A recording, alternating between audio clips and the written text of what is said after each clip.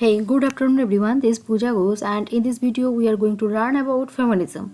So this is the very note that I have used in my preparation for NET JRF. I hope this will help you in your preparation, and by using this note, I hope you will crack NET exam.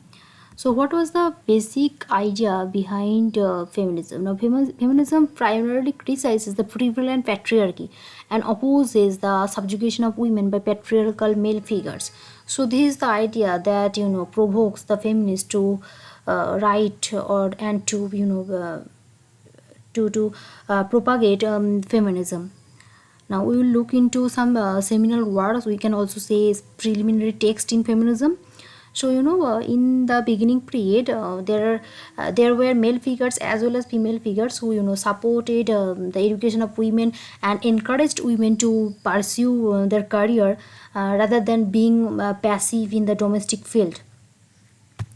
So there is the mother figure, we can say, Mary Wollstonecraft, who wrote a vindication of rights of women in 1972, sorry, 1792. Now this figure is, you can say that that was produced in the very beginning period of feminism. So in this work, Wollstonecraft talked about various male writers like Rousseau. So there are mainly three writers, and at this moment I can only recall Rousseau's name. So now there is also another work, Olive Sichten's Women and Labor, that was written in 1911. And apart from that, we also know that Simone de Beauvoir is one such feminist in the early period of the feminism, and she wrote The Second Sex. And in this work, we all know that there is the one particular famous line: "One is not born a woman, rather one becomes a woman." Right. So apart from that, these figures, there are also two male critics, or we can say these are the figures that they were also associated with the Marxism. So we all know that in feminism there is a separate stream called Marxist feminism or socialist feminism.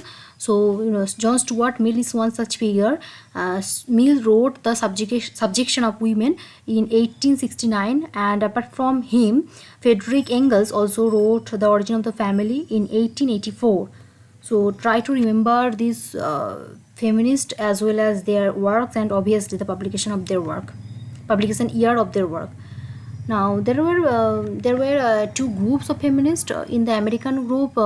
Some figures included like Ellen Walters, Sandra Gilbert, Susan Goober, Patricia Stubbs, and Rachel Brownstein. And in the French group, meaning those feminists living in France, propagated feminism. Now in this group, some figures included like Julia Kristeva, Helen Keyseux, and Lucy Rigare. Now we will look into some seminal works by French feminists. So we can say that Woman Can Never Be Defined, that was published in 1974 by Kristeva, is one such work. This is actually an interview that Kristeva gave in, and later it was become a part of the book. And apart from her, we can say that Keyseux wrote Sorties and the Lap of the Medusa. And in this work, Lap of the Medusa, Keyseux coined the term écriture féminine, that was quite popular. I have made a separate video on écriture féminine. If you want to know more about écriture féminine, you can see the video that was in my literary term section or literary term playlist. You can check out that. And now Irigare wrote The Sex Which Is Not One. So these are the famous works by French feminists. And if we look into American feminists, then there are some texts like Sexual Linguistics, Gender, Language and Sexuality, that was written by Sandra Gilbert and Susan Gruber. And this essay is actually written in response to Dale Spender's essay or book, The Man-Made Language, that was published in 1981. So Spender views or thinks that the language is not appropriate for women to voice their stories of oppression of suppression, because language is male centered or logocentric. Therefore, it is not appropriate for women to use. So it is the basic idea of Spender's. And Susan Goober and Sandra Gilbert, in response to Spender's theory, wrote this book, Sexual Linguistics, Gender, Language and Sexuality. Walter also wrote one essay, Ophelia, called Ophelia. Now we all know that Ophelia is a famous figure in Shakespeare's Hamlet. So we all know that Ophelia is ill-treated, or ill-treated, or we can also say that misinterpretation of the character of Ophelia in the psychoanalysis. And so Walter wrote or in this essay in defending Ophelia, in response to the psychoanalyst who quite who wrote quite with a disregard about Ophelia.